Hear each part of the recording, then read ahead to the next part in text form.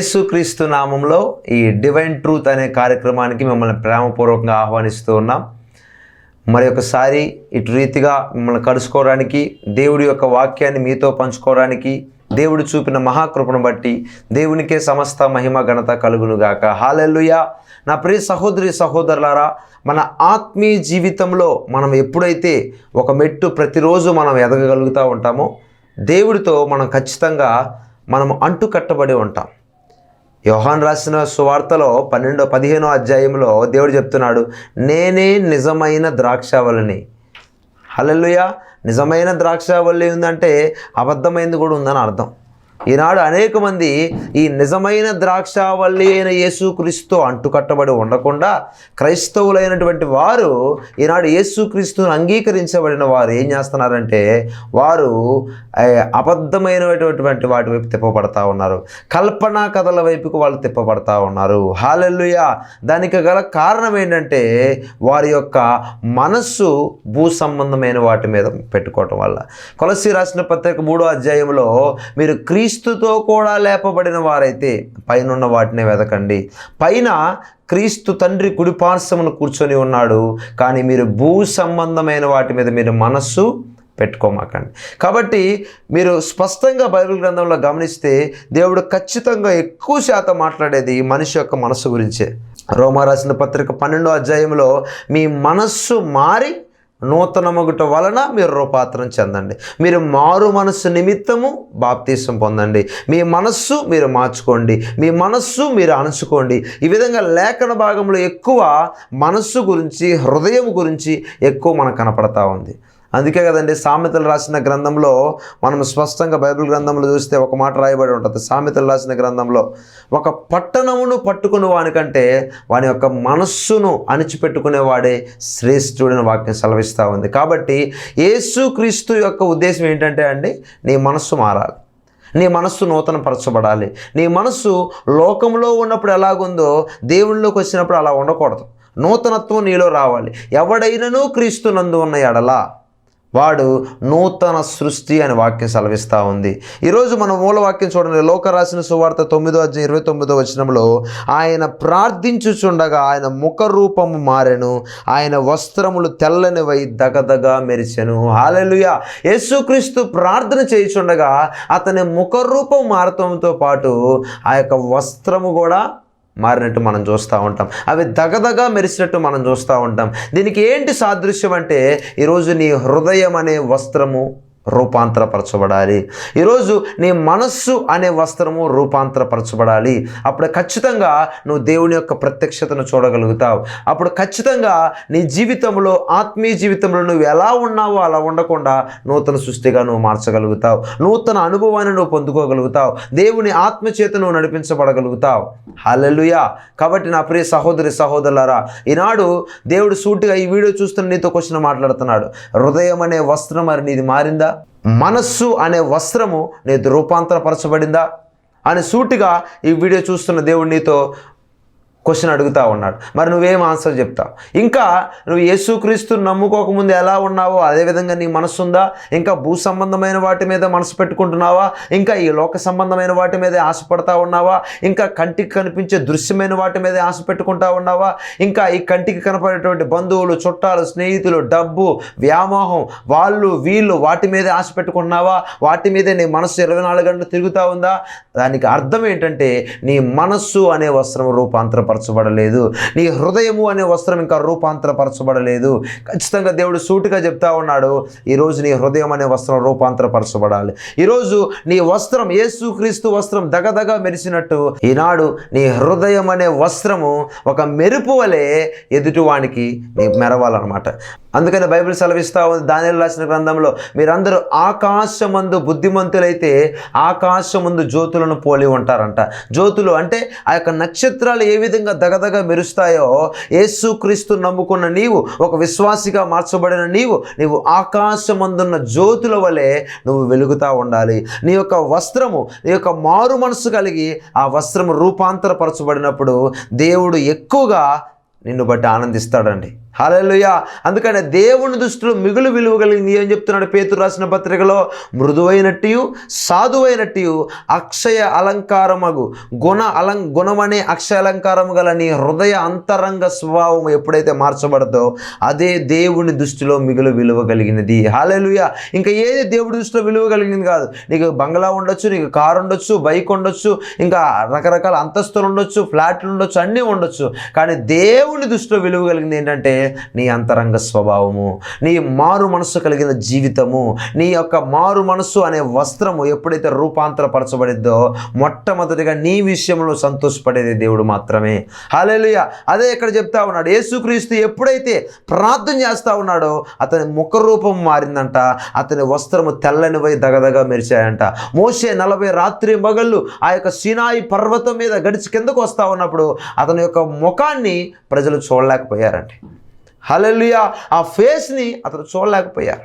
ఎప్పుడైతే దేవుని సన్నిధిలో నువ్వు గడుపుతావో, ప్రార్థనా జీవితం కలిగి ఉంటావో, మోకాళ్ళ జీవితం కలిగి ఉంటావో, ఖచ్చితంగా నీ గిన్నె నింపబడటమే కాకుండా, నీవు రూపాంతరపరచబడటమే కాకుండా, నువ్వు ఒక మాట మాట్లాడినా, ఒక పాట పాడినా, నువ్వు ఎక్కడ నిలబడినా అక్కడ ఖచ్చితంగా పరిస్థితులు మారుతాయి.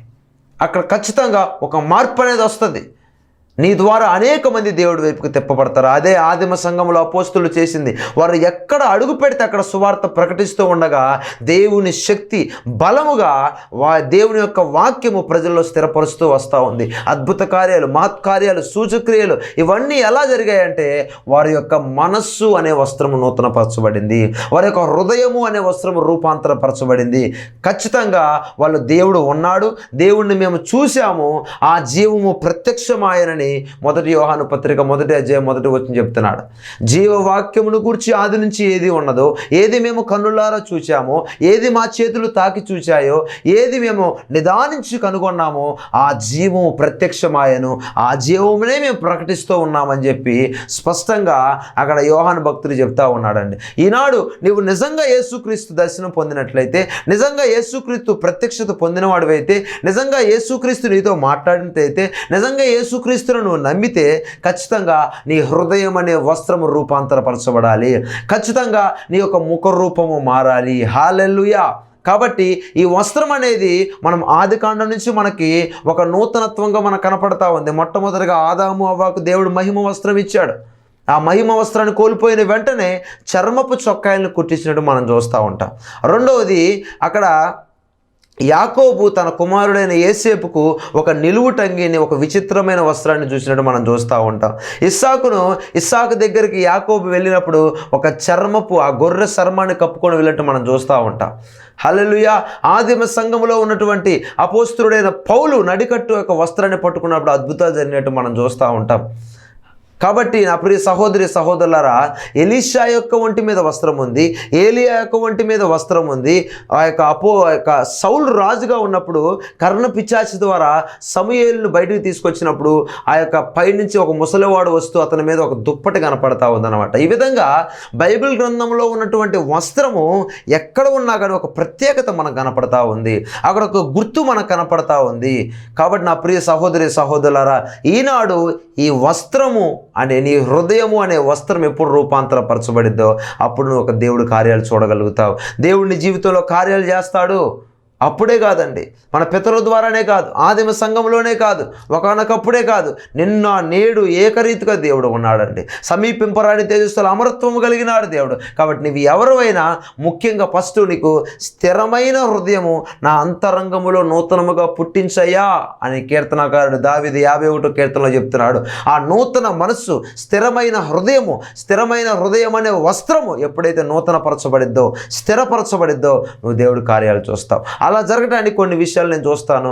ముఖ్యంగా ఏ వస్త్రము నీలో నూతనపరచబడాలో నువ్వు కనుక్కోగలిగితే ఖచ్చితంగా నీ జీవితంలో నూతన మార్పు కలుగుతావు. మొట్టమొదటి వస్త్రాన్ని మనం గమనిస్తే బైబిల్ గ్రంథంలో 1 పేతురు రాసిన పత్రిక 5వ అధ్యాయం 5వ వచనంలో చెప్తున్నాడు, చిన్నలారా మీరు పెద్దలకు లోబడి ఉండుడి, మీరందరూ ఎదుటివాని ఎడల దీన మనస్సు అనే వస్త్రము ధరించుకొని మిమ్మును అలంకరించుకొనుడి. దేవుడు అహంకారులను ఎదిరించి దీనులకు కృప అనుగ్రహించును. హల్లెలూయా. ఇక్కడ స్పష్టంగా తెలియజేస్తా ఉన్నాడు, చిన్నపిల్లలారా మీరు దీన మనస్సు అనే వస్త్రము. హల్లెలూయా. మొట్టమొదటిగా నీ హృదయం అనేటటువంటి ఆ వస్త్రము రూపాంతరపరచబడాలంటే, నీ ముఖ రూపము మారాలంటే, ఆకాశమండలం మందు జ్యోతుల వలె నువ్వు వెలిగించబడాలంటే, నీలో నుంచి సువార్త ప్రకాశమానము అనేకులకు ప్రకాశించాలంటే నువ్వు మొట్టమొదటిగా చేయాల్సింది, నీలో మారాల్సింది ఏంటో తెలుసా? నువ్వు ధరించుకోవాల్సిన వస్త్రం ఏంటో తెలుసా? దీన మనస్సు అనే వస్త్రము. హల్లెలూయా. ఈ దీన మనస్సు అనే వస్త్రాన్ని ఎప్పుడైతే దీన మనస్కులై దేవునికి లోబడి ఉన్న వాక్యం సెలవిస్తూ ఉంది.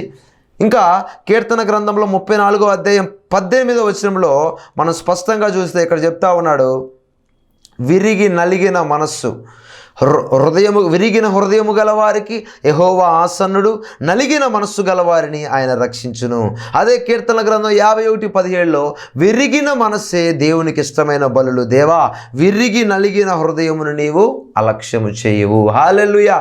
కాబట్టి బ్రోకెన్ హార్ట్, దీన మనస్సు, లోబడే మనస్సు, తగ్గింపు కలిగిన మనస్సు, ఎప్పుడైతే ఆ దీన మనస్సు అనే వస్త్రాన్ని నువ్వు ధరించుకుంటావో ఖచ్చితంగా నీ జీవితంలో దేవుడి యొక్క కార్యాన్ని నువ్వు చూడగలుగుతావు. నువ్వు నూతన సృష్టిగా మార్చగలుగుతావు. ఎన్నడూ చూడని ఆగిపోయిన కార్యాలన్నింటినీ నీ జీవితంలో దేవుడు మొదలు పెడతాడు. హల్లెలూయా. కాబట్టి యేసుక్రీస్తు ఈ లోకంలో రావటమే ఏ ధనవంతుని ఇంట్లో పుట్టలేదండి. ఒక పొత్తిగుడ్డలని వస్త్రము అక్కడ ఏం కనపడుతుందంటే దీనత్వానికి సాదృశ్యం కనపడతా ఉంది. యేసుక్రీస్తు ఈ భూమిలో జన్మించేటప్పుడే ఒక పెద్ద ధనవంతుడి యొక్క కుమార్తె గర్భాన్ని జన్మించలేదండి. సాదాసీదా ఉన్నటువంటి మరియా అనే కన్యక గర్భాన్ని జన్మించాడు. ఒక సత్రములో అతను జన్మించడం మనం చూస్తూ ఉంటాం. పశువుల తొట్టిలో పరున్నట్టు చూస్తూ ఉంటాం.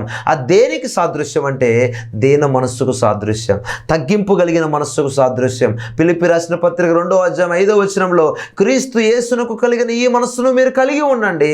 ఎందుకంటే దేవుడు ధనవంతునిగా ఉండవలసిన దేవుడు దరిద్రుడిగా తన్ను తానే రిక్తునిగా చేసుకొని ఈ లోకానికి వచ్చాడండి. యేసుక్రీస్తే ఈ లోకానికి తన్ను తాను దీన మనస్సు కలిగి తగ్గించుకొని వస్తే ఈనాడు మనకేమైందండి? మనం తగ్గించుకోవద్దా? వాక్యం దగ్గర మనం దీన మనస్సు కలిగి ఉండొద్దా?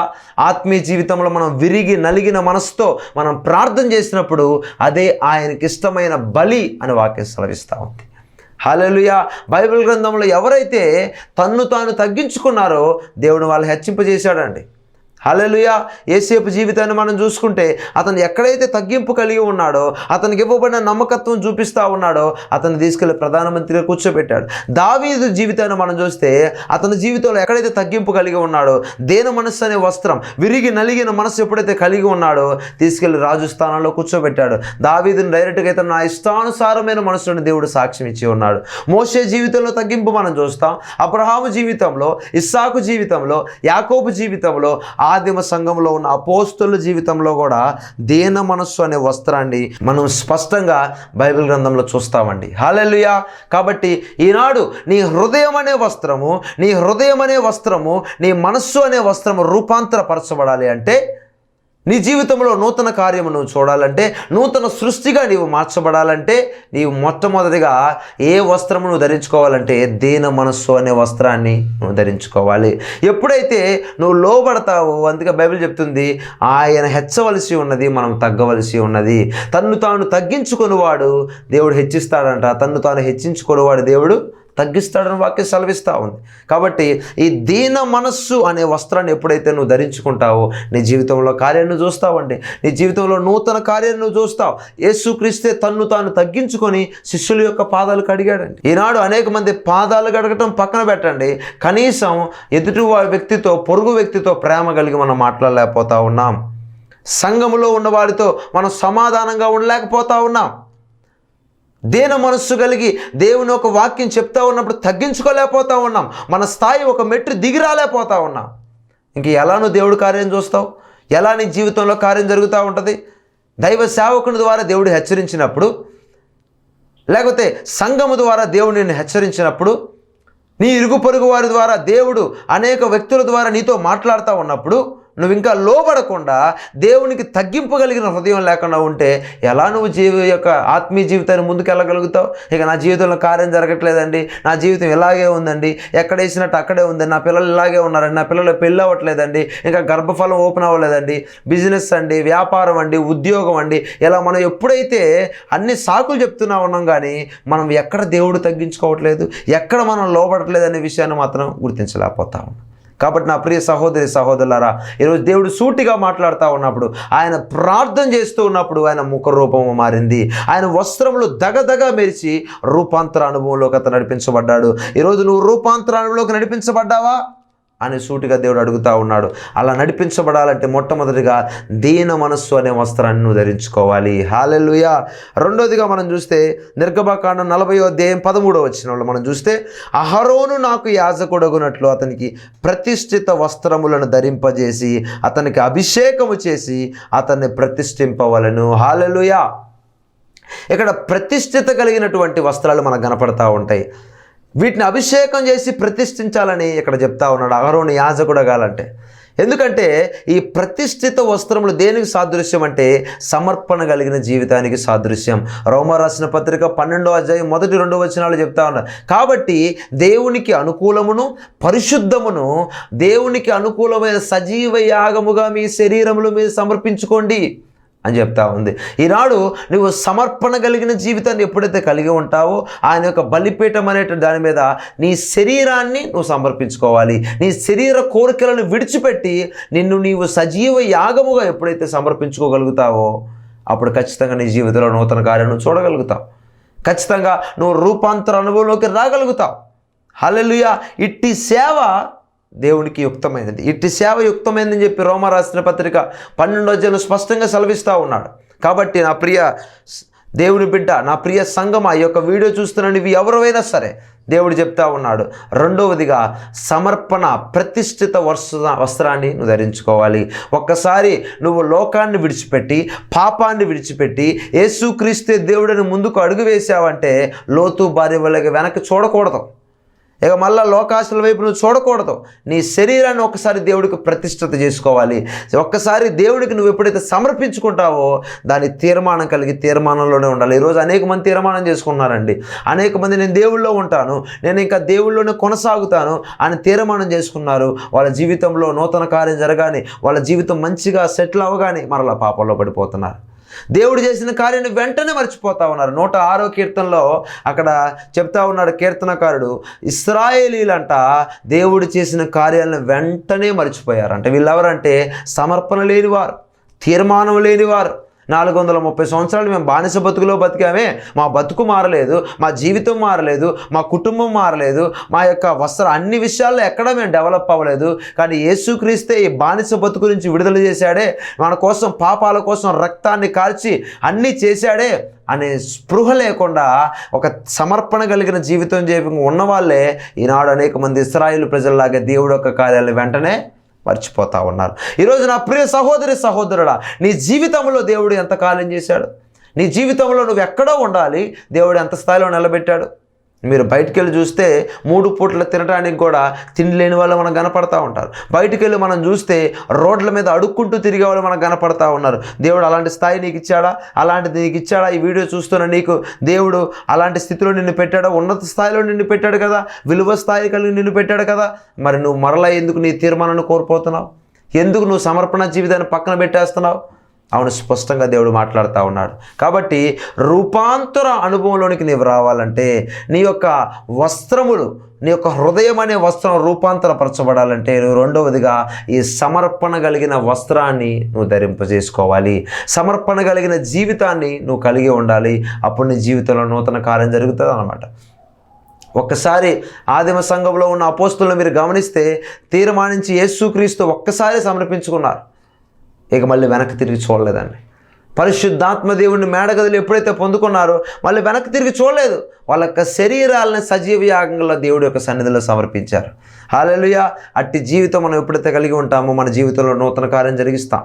యేసుక్రీస్తు కూడా సమర్పణ కలిగిన జీవితాన్ని ఆయన మాదిరిగా చేసి ఈరోజు మనల్ని చేయమన్నాడు. యేసుక్రీస్తులో ఉన్న గొప్పతనం అదేనండి. యేసుక్రీస్తు ఏది చేయకుండా మనం చేయమనలేదు. ఆయన కూడా తన జీవితాన్ని సమర్పణగా ఆ బలిపీఠం మీద ఉంచి తన యొక్క జీవితాన్ని మన కోసం, మన పాపాల కోసం మనల్ని విడుదల చేయడానికి తను తాను అర్పించుకున్నాడు, సమర్పించుకున్నాడు. మనల్ని కూడా ఏమన్నాడంటే, నువ్వేం సిలువేయబడక్కర్లేదు, కానీ నీ హృదయం అనేటటువంటి వస్త్రాన్ని నువ్వు రూపాంతరపరుచుకో. సమర్పణ కలిగిన జీవితం ఒకసారి తీర్మానం చేసుకున్నావంటే వెనక్కి తిరిగి మళ్ళీ చూడకు అని చెప్పి దేవుడు ఆశపడతా ఉన్నాడు. హల్లెలూయా. నా ప్రియ సహోదరి సహోదరులారా, మూడవదిగా మనం చూస్తే కీర్తన రాసిన గ్రంథం 132 అధ్యాయం 9వ వచనంలో, నీ యాజకులు నీతిని వస్త్రము వలె ధరించుకొందురుగాక, నీ భక్తులు ఉత్సాహగానము చేయుదురుగాక. హల్లెలూయా. మూడవదిగా మనకు కనపడుతుంది ఈ నీతి అనే వస్త్రం, రైచియస్నెస్. హల్లెలూయా. అనేక మంది క్రైస్తవులలో పరిశుద్ధమైన జీవితాన్ని, దేవుడి యొక్క కార్యాన్ని చూడబడడం కారణం ఏంటంటే నీతి కలిగిన జీవితం జీవించకపోవటం. నీతిగా వాళ్ళు భక్తిగా ఉంటూ కూడా వాళ్ళు లెగిస్తే అబద్ధాలు చెప్తూ ఉంటారు. వాళ్ళు మాట్లాడితే ఏది నిజం మాట్లాడరు. వారి నోటి వెంట ఎప్పుడు నీతి కలిగిన మాటలు రావు. అందువల్లే వాళ్ళ యొక్క హృదయం అనే ఒక వస్త్రం రూపాంతరపరచబడట్లేదు. హల్లెలూయా. కాబట్టి దేవుని రాజ్యము భోజనము పానీయము కాదులే కానీ నీతి అనే వాక్యం సెలవిస్తూ ఉంది. దేవుని రాజ్యంలో ఎవడు ఎక్కువ దేవుడు వాళ్ళని యొక్క న్యాయపీఠం ఎదుట దేవుడు సన్మానిస్తాడంటే నీతి కలిగిన జీవితంగా జీవించేవాళ్ళు. ఇక్కడ అదే చెప్తున్నాడు, దేవుని యొక్క యాజకులంట నీతిని వస్త్రముగా ధరించుకుంటారంట. హల్లెలూయా. కాబట్టి నా ప్రియ సహోదరి సహోదరులారా, నీతిని నువ్వు ఎప్పుడైతే చేయగలుగుతావో, నీతిగా ఎప్పుడైతే నువ్వు జీవించగలుగుతావో, దేవుని నీతి వేరు, మనుషుల నీతి వేరు. మనుషుల నీతి మనుషులు చూడాలని, మనుషులు ఆశపడాలని, మనుషులు సంతోషపడాలని, మనుషులు నిన్ను పొగడాలని నువ్వు ఆశపడతావు. కానీ దేవుని యొక్క నీతిని నువ్వు ఎప్పుడైతే పొందుకుంటావో, నువ్వు నీ యొక్క మనస్సాక్షి ఏదైతే గద్దిస్తుందో దాన్ని నువ్వు చేయగలుగుతావు. నీ యొక్క నిష్కలంకంగా పవిత్రమైన జీవితాన్ని నువ్వు కలిగి ఉంటావు. కాబట్టి దేవుడు నీతి అనే వస్త్రాన్ని నువ్వు ఎప్పుడైతే ధరించుకుంటావో నీ జీవితంలో కార్యాన్ని చూడగలుగుతావు. హల్లెలూయా. ఆ యొక్క యాజకులు నీతిని వస్త్రంగా ధరించుకున్నారంట. ఇంకేమన్నారు, దానిలోని భక్తులు ఉత్సాహగానం చేశారంట. నీతి ఎప్పుడైతే నీలో ఏలుబడి చేస్తుందో నువ్వు దేవుడికి ఉత్సాహగానం చేస్తావండి. దేవుడిని స్తుతిస్తావు, దేవుడిని ఆరాధిస్తావు, నీతిమంతుడిగా నువ్వు జీవిస్తావు. హల్లెలూయా. కాబట్టి నీతి ఎప్పుడైతే మనలో ఉంటుందో మనం పాపము చేయలేదని అబద్ధం చెప్పం, మనలో పాపము లేదని మనం అనుకోం. దేవుడి సన్నిధిలో మన పాపాలన్నీ మనం ఒప్పుకుంటాము. ఆయన నమ్మదగిన వాడు, నీతిమంతుడు గనక మన పాపాలన్నీ ఆయన రక్తములో కడిగి శుద్ధీకరిస్తాడు. హల్లెలూయా. కాబట్టి ఈ వీడియో చూస్తున్న నీవు దేవుని నీతి కలిగి జీవిస్తూ ఉన్నావా? నీ జీవితంలో మనుషుల నీతి మీద ఆధారపడతా ఉన్నావు? రాజులను నమ్ముకున్నట కంటే యెహోవాను ఆశ్రయించుట మేలు, మనుషులను ఆశ్రయించుట కంటే యెహోవాను నమ్ముకున్నట మేలును వాక్యం సెలవిస్తూ ఉంది. ఈరోజు ఏ నీతి మీద నువ్వు ఆధారపడతా ఉన్నావు? హల్లెలూయా. కాబట్టి ఆనాటి కాలంలో అంటే ఒక్కసారి మాట ఇచ్చారంటే, రాజుల కాలంలో మనం చూస్తే ఒక్కసారి మాట ఇచ్చారంటే వాళ్ళ ప్రాణమైన పోగొట్టుకుంటారు, కానీ మాట మాత్రం వెనక్కి తీరండి. మన దేవుడు కూడా ఆకాశమును భూమిని గతించును కానీ ఆయన మాటలు ఎన్నడూ గతించు. హల్లెలూయా. కాబట్టి దేవుని నీతిని వస్త్రం వలె ఎప్పుడైతే నువ్వు ధరించుకుంటావో నీ జీవితంలో నువ్వు మాట్లాడే ప్రతి ఒక్క క్రియలు అక్కడ అన్ని జీవగ్రంథంలో రాయబడతాయి. దేవుడి దగ్గర అన్ని రాయబడతా ఉంటాయి. రేపొద్దున న్యాయపీఠం ఎదుట మనం నిలబడ్డప్పుడు అవన్నీ మనం రహస్యంగా చేసిన ప్రతీది ఆ యొక్క మేడ మీద డప్పులు వేసి వినిపిస్తాడని చెప్పి వాక్యం సెలవిస్తూ ఉంది. మేడ మీద చాటింపు చేస్తాడు దేవుడు. ఈరోజు క్రైస్తవుడా నువ్వు మేలుకో. ఈ వీడియో చూస్తున్న నీతో దేవుడు సూటిగా మాట్లాడుతున్నావు. ఈ రోజు నుంచైనా నీతి కలిగిన భక్తి నువ్వు చేయి, నీతి కలిగిన జీవితం నువ్వు జీవించు. దేవుడు నీతి కావాలని నువ్వు అడుగు. ఖచ్చితంగా ఆ నీతి వస్త్రాన్ని నువ్వు ఎప్పుడే ధరించుకుంటావో ఖచ్చితంగా నీ యొక్క హృదయం అనే నీ వస్త్రము రూపాంతరపరచబడింది. రూపాంతర అనుభవంలోనికి నువ్వు నడిపించబడతావు. 3 చెప్పాను.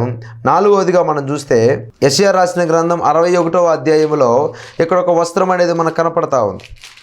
యెషయా రాసిన గ్రంథం 61వ అధ్యాయము 3వ వచనంలో, భారభరితమైన ఆత్మకు ప్రతిగా స్తుతి వస్త్రమును వారికి ఇచ్చుటకు ఆయన నన్ను పంపి ఉన్నాడు. హల్లెలూయా. నాలుగవదిగా స్తుతి వస్త్రాన్ని మనం ధరింపజేసుకోవాలి. నీ నోటి వెంట ప్రైజ్ ఎప్పుడైతే స్తుతి వస్తూ ఉంటుందో, ఎందుకంటే పరలోకంలో ఎప్పుడు ఏం జరుగుతూ ఉంటే ఆరాధన జరుగుతూ ఉంటుంది. అందుకే పరలోక ప్రార్థనలో ఆయన చిత్తము పరలోకమందు నెరవేర్చబడుతున్న ప్రకారం భూమి మీదను నెరవేర్చబడును గాక.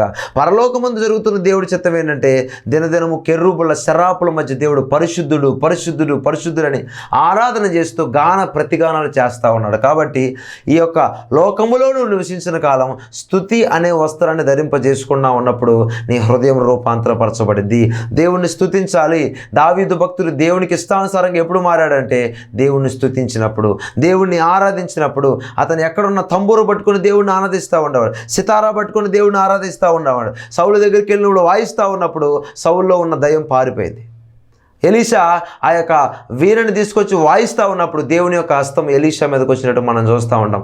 ఈ విధంగా బైబిల్ గ్రంథంలో స్తుతి వస్త్రాన్ని ధరించుకున్న వారంతా గొప్ప విజయాలను చూశారట. హల్లెలూయా. ఎరికో కోటగోడలు ఎలా కూలిపోయాయి? స్తుతి వలనే.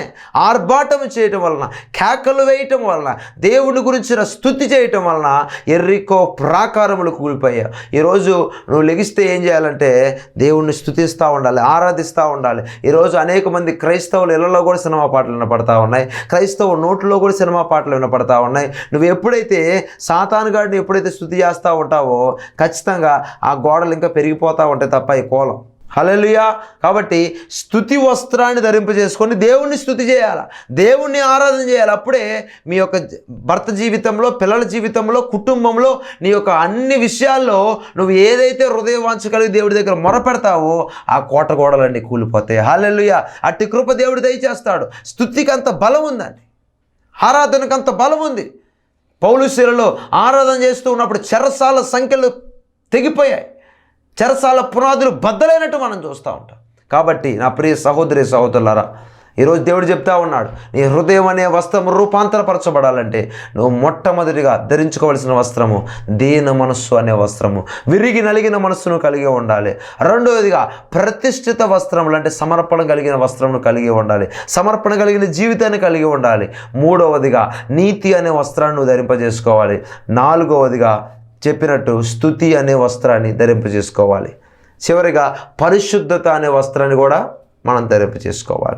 ఇలా మన జీవితంలో ఎప్పుడైతే మనం ఈ విధంగా దేవుని వాక్యం చెప్పినట్టు కొనసాగుతూ ఉంటామో దేవుని యొక్క ముఖరూపము మారినట్టు, ఆయన వస్త్రాలు దగదగ మెరిసినట్టు నీ యొక్క ముఖరూపము కూడా మారుతుంది. నీ జీవితంలో నూతన కార్యం జరిగిస్తావు. హల్లెలూయా. అట్టి కృప దేవుడు మీకు దయచేయునుగాక. ఆమేన్. కళ్ళు మూసుకొని ప్రార్థన చేద్దాం.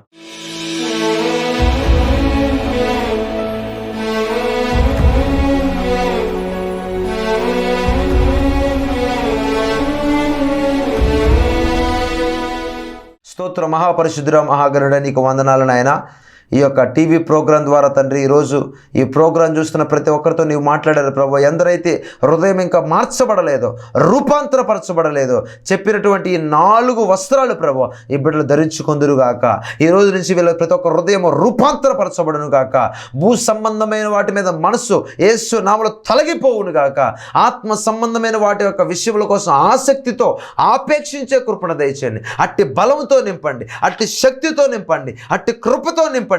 ఈ టీవీ ప్రోగ్రాం చూస్తున్న ప్రతి ఒక్కరు బలమైన అభిషేకం, బలమైన శక్తి, బలమైన కృప వెంబడి కృపలోనికి, మహిమ వెంబడి మహిమలోనికి ఈ యొక్క వాక్యం వాళ్ళ జీవితాల్లో, వాళ్ళ కుటుంబాల్లో, వాళ్ళ హృదయాల్లో ఫలించునుగాక, కార్యము జరిగించునుగాక, ఆత్మను చల్లారిపోకుండా ప్రభు మండించునుగాక, రగిలించునుగాక. అట్టి కృపతో మీరు నింపమని తండ్రి యేసు నామములో అడిగి వేడుకొని పొంది ఉన్నాము తండ్రి. ఆమేన్. దేవుడు మిమ్మల్ని దీవించునుగాక. God bless you.